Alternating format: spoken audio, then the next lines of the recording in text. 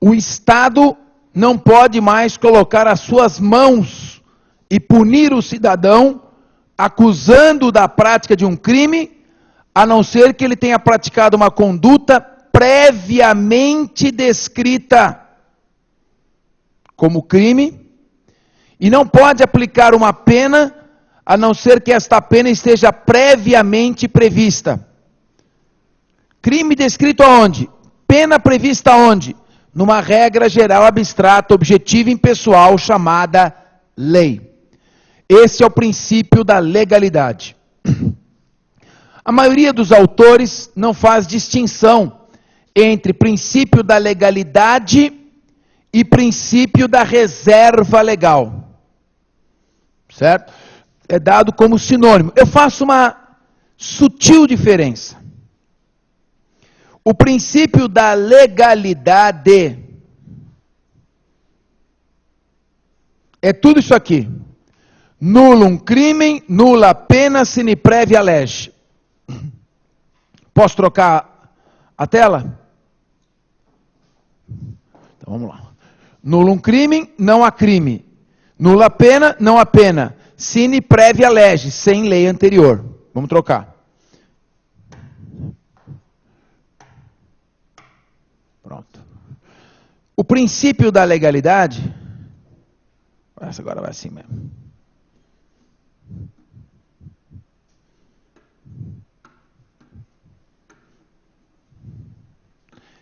É o todo, é o princípio inteiro.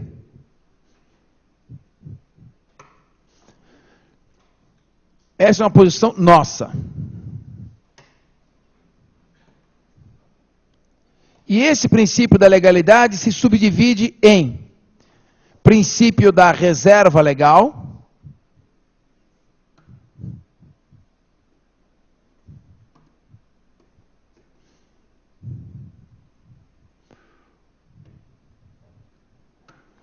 só a lei.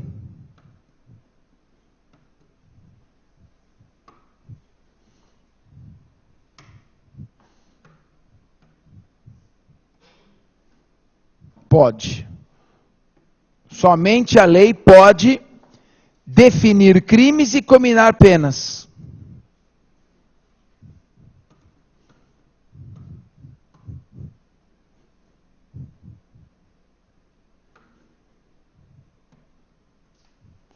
Somente a lei pode definir crimes e combinar penas. Isso se chama reserva legal. Se nós pegarmos a expressão em latim, vai ser nullum crimen, nulla pena sine lege. Esta é a reserva legal. Nullum crimen, nulla pena sine lege. Só a lei pode definir crime, só a lei pode combinar pena. Muito bem. E o segundo princípio é o princípio da anterioridade penal.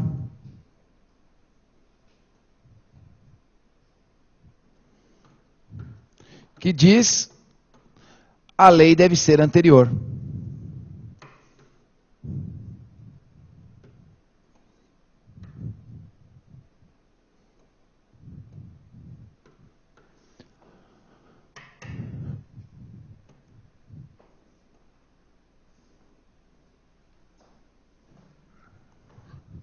Então, o princípio da legalidade, ele se compõe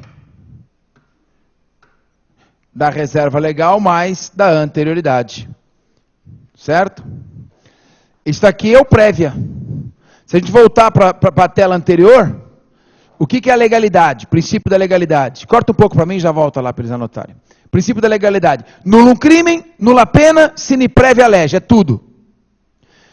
Ele é composto de reserva legal, nullum crimen, nulla pena, sine lege. E anterioridade, prévia. Tem que ser prévia. Então, a gente faz essa divisão. É uma divisão sutil, mas existe. Eu não considero equivalentes as expressões. Então, você vai achar isso na nossa Constituição Federal, né? Esse princípio, não é isso? Está no artigo 5º. Impossível um Estado democrático, civilizado, que não tem esse princípio. Artigo 5º, inciso 39. Né? E a abertura do Código Penal, né? Logo o artigo 1º do Código Penal. Princípio. Isso tudo o Feuerbach que redescobriu, ele não inventou, mas ele pesquisou, ele encontrou na biblioteca a Magna Carta que estava esquecida, foi o ovo de Colombo. Na Magna Carta, no artigo 39, ele então concebeu a reserva legal e a anterioridade.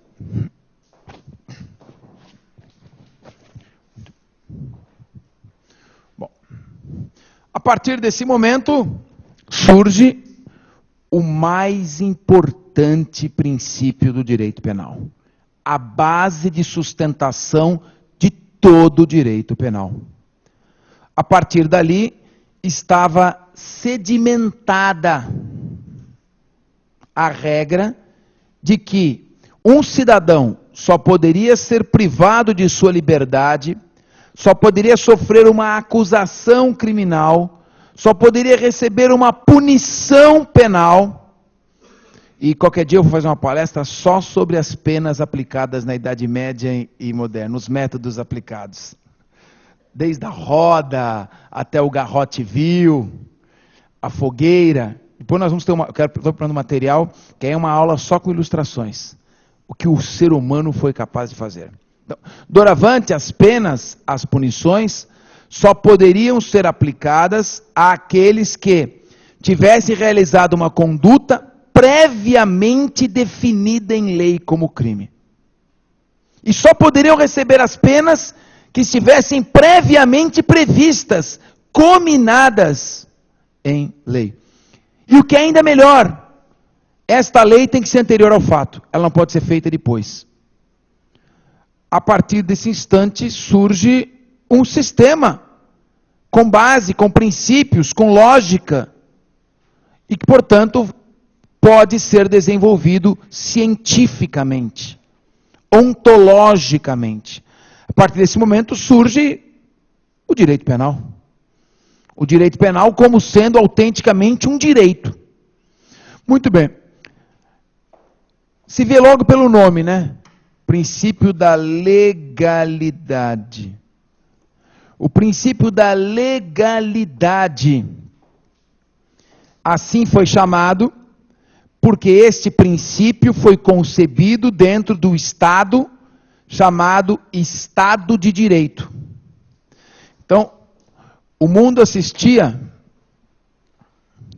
à sucessão do absolutismo monárquico, do regime de absoluta vontade unipessoal de um rei, do regime de concentração de poderes absolutos na mão do monarca, de um regime em que o monarca era considerado descendente de Deus, que sua vontade era inquestionável, para um regime em que esta vontade unipessoal cedia espaço para a vontade objetiva da lei.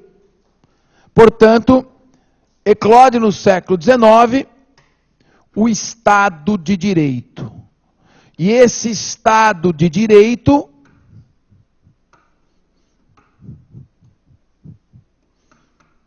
pressupõe que todos estejam submetidos ao império da lei. Portanto, todos submetidos ao império da lei.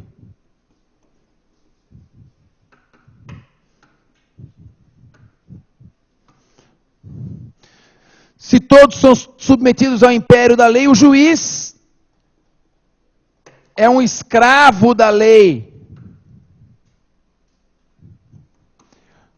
Nós estamos só substituindo o Senhor. Agora não estão mais submetidos à vontade unipessoal de um déspota. Agora todos estão submetidos à vontade absoluta da lei. Corta para mim. Vontade absoluta da lei. Repitam comigo, vontade absoluta da lei. Estou brincando, é isso aí. Isso faz mais em igreja evangélica, para a pessoa repetir. Então, todos estão submetidos ao império da lei. Juiz é um escravo da lei. Logo, há uma imposição absoluta da lei. Por que razão? Porque havia uma verdadeira obstinação.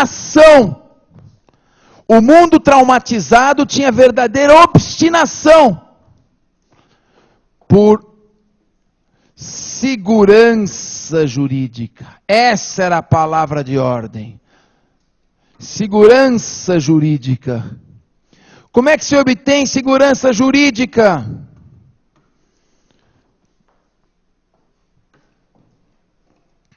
Você obtém segurança jurídica não dando nenhuma margem para a interpretação da lei.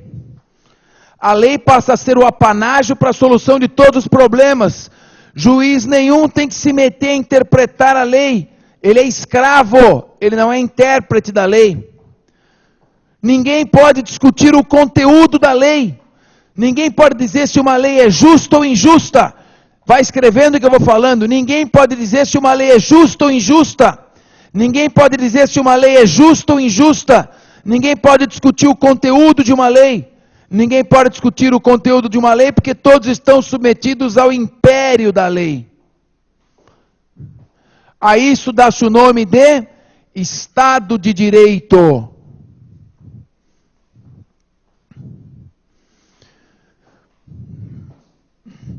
Não há margem de interpretação.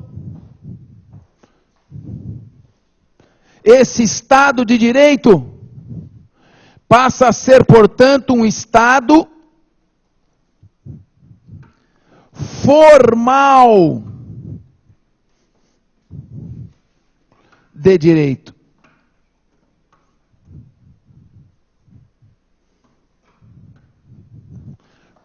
Não é um Estado qualquer, é um Estado formal de direito.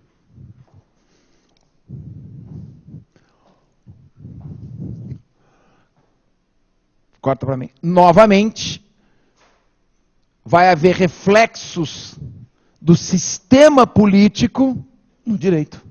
Novamente. Eu estou vivendo um Estado formal de direito, que é o Estado que interessa à burguesia. A burguesia, para poder multiplicar os seus ganhos, precisa de segurança jurídica. Regras fixas, regras imutáveis. Precisa de um Estado que não interfira. De um Estado que faz as leis, faz as regras, coloca essas regras e zela pela sua observância. E com base nestas regras, a burguesia pode prosperar. Ora, isto se reflete, se o Estado é de direito, formalmente apenas, se é um Estado formal de direito, ele vai se limitar a fazer regras absolutas e imutáveis, regras que não podem ser interpretadas, e vai se abster de qualquer interferência. É o Estado que não interfere na economia, é o Estado do laissez-faire, laissez-passer, é o Estado que faz regras, não deixa interpretá-las e faz com que o mais forte economicamente prevaleça sobre o mais fraco. É a nova ordem. O mais poderoso não é o mais poderoso em armas, é o mais poderoso em riquezas, na economia. E o Estado vai se atrofiando. Ele faz regras e parte para o extremo oposto. Ele era absolutista, fazia tudo. Agora ele não faz nada, ele recua e deixa a economia agir com absoluta liberdade. Liberalismo econômico.